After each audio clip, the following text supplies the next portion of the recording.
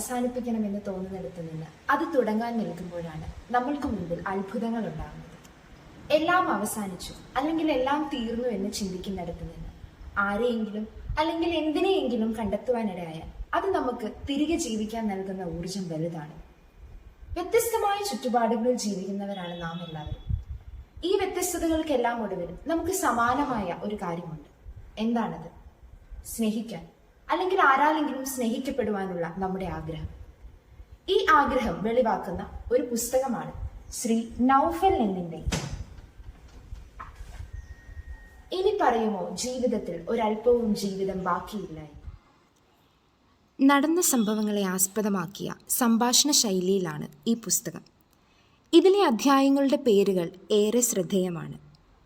കുഞ്ഞു മനുഷ്യരുടെ നെറുകയിൽ ദൈവം ചുംബിക്കുന്ന വിധം, ഇത്ര തുലച്ചിട്ടും പിന്നെയും പിന്നെയും നമ്മൾ സ്നേഹിക്കാനിറങ്ങുന്നത് എന്തുകൊണ്ടാവും, വായനക്കാരുടെ ഉള്ളിൽ ഒരു കൗതുകം ഉണർത്തുന്നവയാണ് ഇവ ഓരോന്നും. പലതരം ഭാവങ്ങൾ, അത് നഷ്ടപ്പെടുമ്പോഴുള്ള വേദന തുടങ്ങിയവയാണ് ഈ പുസ്തകത്തിൽ നമുക്ക് കാണാൻ സാധിക്കുന്നത്.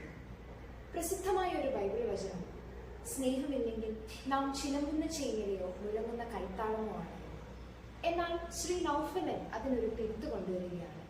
സ്നേഹമില്ലെങ്കിൽ എന്നല്ല, ഓർമ്മയില്ലെങ്കിലാണ് നാം ചിലമ്പുന്ന ചേങ്ങലയോ മുഴങ്ങുന്ന കൈത്താളമോ ആയി തീരുന്നത്. ജീവിച്ചതല്ല ജീവിതം, നാം ഓർമ്മയിൽ വെക്കുന്നതാണ്. ഓർത്തെടുക്കാനും പറഞ്ഞു കേൾപ്പിക്കാനും വേണ്ടി നാം ഓർമ്മയിൽ സൂക്ഷിക്കുന്നതാണ് ജീവിതം എന്ന് ഓർമ്മിപ്പിക്കുന്ന ഒരു പുസ്തകമാണ് ഇത്. നല്ല നിമിഷങ്ങളുടെ ഓർമ്മയിൽ ഇനിയുള്ള ജീവിതം ജീവിച്ചു തീർക്കാൻ നമുക്ക് ശ്രമിക്കാം.